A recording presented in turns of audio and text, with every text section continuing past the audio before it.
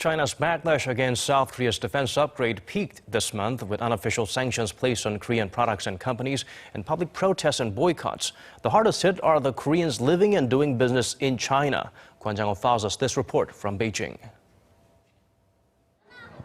Beijing has a total population of 21 million, and Koreans make up 0.5% of that, with a community of 100,000. They are mostly found in Wangjing, in the northeastern corner of the Chinese capital. Many here call the district the Koreatown of Beijing.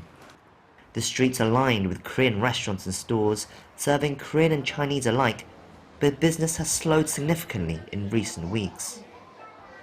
Korean restaurants started to see the number of Chinese customers fall since the news broke of Seoul's decision to deploy a US missile defense system in South Korea. And then in March, one of the owners tells us they stopped coming altogether, making it difficult to keep his business running. What's really amazing is that it's as if they all agreed to stop coming on the same day. Not one Chinese customer has come since. I was shocked. It's a story shared by most throughout this district. This Korean supermarket saw sales slashed by a third in the last month. The owner also tells us he would have to consider shutting down if the trend continues.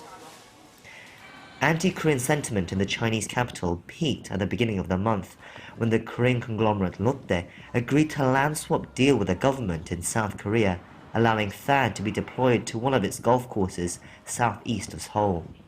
The Chinese government strongly objects to the deployment, and the state media and politicians were quick to denounce the move, sparking public protests for the boycott of Lotte and Korean products altogether.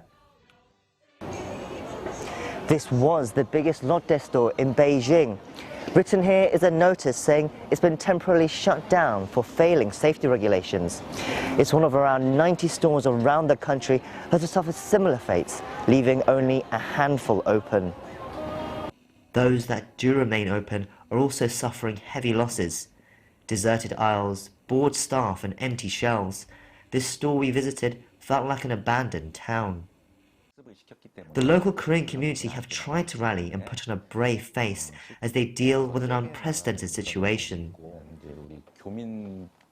We're doing everything we can to facilitate communication between the community, the Chinese people, and authorities. We believe things will return to normal soon. But at the mercy of a geopolitical struggle that is expected to continue for some time, there is little they can do to prevent further backlash.